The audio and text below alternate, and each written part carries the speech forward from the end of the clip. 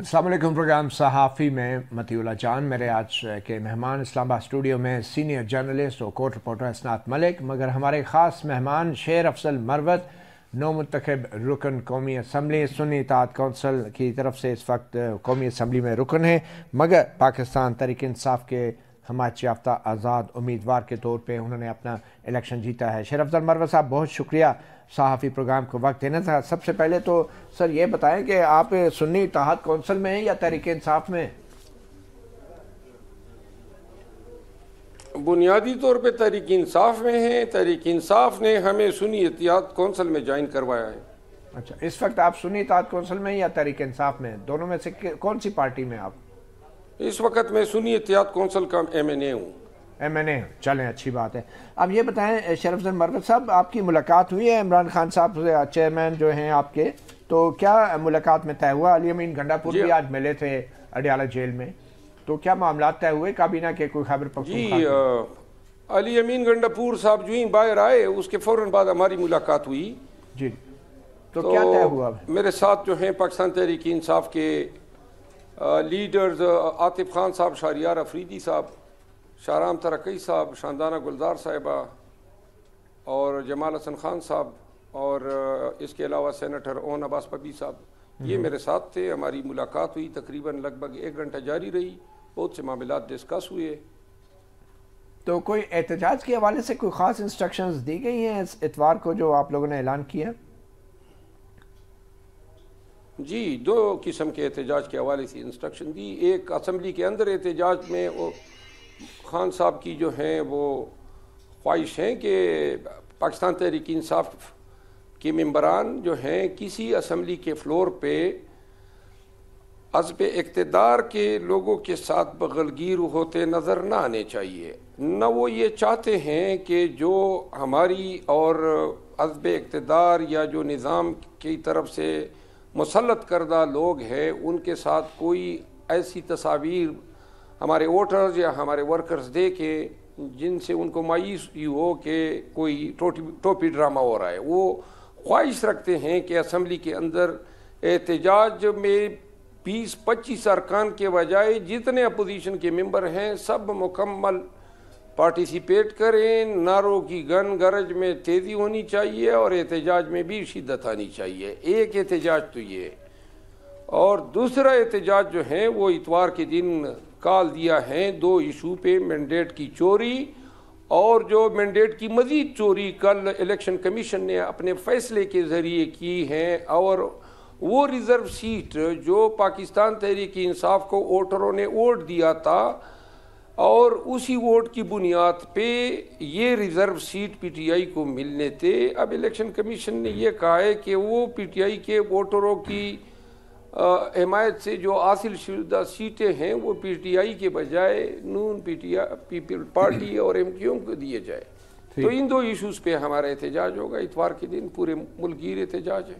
तो ये असम्बली के अंदर जो आपने जूता लहराया था, ये भी इंस्ट्रक्शन हदायत थी आपको? क्योंकि फैसल वाडा साहब भी एक दफ़ा जूता लेके काशिफ अब्बासी के स्टूडियो में आ गए थे, तो आपने भी जो जूता लहराया असम्बली के अंदर, ये भी खान साहब की इंस्ट्रक्शन थी?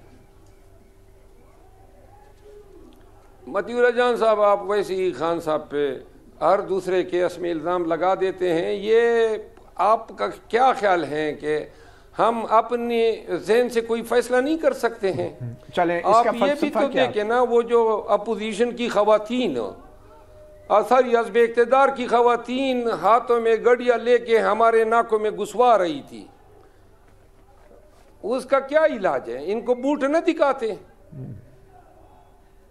तो जूता आप ख़वातीन को दिखा रहे थे असम्बली में? जो ख़वातीन और मर्द तमाम बशमूल। अच्छा, नहीं, उस जूते से आप क्या कन्वे करना चाहते हैं? क्योंकि पार्लियामेंट तो एक बड़ा आईनी अदारा है, तो आपके पास जूते के अलावा कोई चीज़ नहीं थी दिखाने के लिए? हमारे पास तो सारी चीज़ें हैं, उनके पास कुछ नहीं है। अच्छा, चलें, आप ये बताएं कि जो एहतजाज जो मखसूस जो आईनी अदारा है जी जी, इसमें जो गैर आईनी काम हुए, जो अजनबी लोग बिठाए गए, जो पार्लियामान का तकद्दुस पामाल किया गया, जो आईन को मसख किया गया फार्म 47 के ज़रिए, ان لوگوں کے وہاں پارلیمان میں بیٹھنے سے پارلیمان، جمہوریت، دستور اور آئین کی وہ شکل بگاڑی گئی ہے، پاکستان میں اس کی نظیر نہیں ملتی ہے۔ ٹھیک ہے، اب جو احتجاج آپ کرنے جا رہے ہیں اتوار کو، تو کیا وہ احتجاج 9 مئی جیسا ہوگا؟ آپ کی خواہش تو لگتی ہے کہ 9 مئی جیسا ہو، لیکن 9 مئی جو ہے اگر کوئی بنانا چاہیں، پہلے بھی بنایا تھا، دوبارہ بنانا چاہیں، اب ہم عادی ہو گئے ہیں۔ جو لوگ باہر ہیں، جو چند ایک ہیں، اگر ان کو اندر کرنے کی خواہش ہے تو شوق پورا کر لیں۔ یہ آج ایک کور کمانڈر کانفرنس بھی ہوئی ہے، اور اس میں بھی 9 مئی کے حوالے سے کچھ واضح پیغام دیا گیا ہے، اور کور کمانڈر کانفرنس کی طرف سے کہا گیا ہے کہ 9 مئی کے حوالے سے جو ملزمان ہیں انہوں نے اس عزم کا اعادہ کیا ہے کہ ان کے اعانت کاروں کو اور جنہوں نے فوجی تنصیبات میں حملہ کیا اور شہداء کی یادگاروں پہ حملہ کیا، ان کو آئین اور قانون کے مطابق جو ہے ان کو کٹہرے میں لایا جائے گا اور قرار واقع سزا دی جائے گی۔ تو کور کمانڈر کانفرنس کی طرف سے بھی یہ واضح طور پہ اب یہ پیغام کا اعادہ کیا گیا ہے۔ تو آپ اس کانفرنس کے اس پیغام کو کیسے دیکھتے ہیں؟ میں اس پہ افسوس کا اظہار کرتا ہوں، اور میں یا پی ٹی آئی کے بہت سارے لوگ بشمول خان صاحب ایک ہم نیریٹو ڈیولپ کر رہے ہیں، اور وہ نیریٹو یہ ہیں کہ پی ٹی آئی جو 85% پاکستان کے عوام نے جن کو ووٹ دیا ہے، اور 15% مینارٹی کو جو ہے امپوز کیا گیا ہے، پاکستان کے عوام پی ٹی آئی کے ساتھ کھڑے ہیں۔ یہ پیغام جو گیا ہے آج آئی ایس پی آر کی طرف سے، یہ پورے پاکستانیوں کو گیا ہے، اور 9 مئی کے معاملات جو ہیں عدالتوں میں زیر سماعت ہیں۔ یہ پیغام کی ضرورت کیوں پڑی، کیوں دیا گیا، جبکہ ہم یہ سمجھتے ہیں کہ ہم پاک فوج زندہ باد اور شہدائے پاک فوج زندہ باد کے نعرے اپنے کنونشنوں اور جلسوں میں لگاتے ہیں۔ ہم نہیں چاہتے ہیں کہ لوگوں کے دلوں میں فوج کے حوالے سے کوئی کدورت ہو، کوئی ایسے نیگیٹو تھنکنگ ہو، لیکن ایسے بیانات دینے سے 9 مئی کے بیانیے کو ریپیٹ کر کے یا اس وقت جاری کر کے حکومت کی حمایت میں، یہ مجھ جیسا محب وطن آدمی اس پہ افسوس کر سکتا ہے، کیونکہ سمجھنا چاہیے اسٹیبلشمنٹ اپنا کردار جس انداز میں ادا کرنا چاہیں کرے، لیکن فوج کو اس میں پارٹی نہیں بننا چاہیے۔ نہیں تو اور یہ آج کا پیغام جو ہے عوام نے اس کو اچھی طرح قبول نہیں کیا ہے۔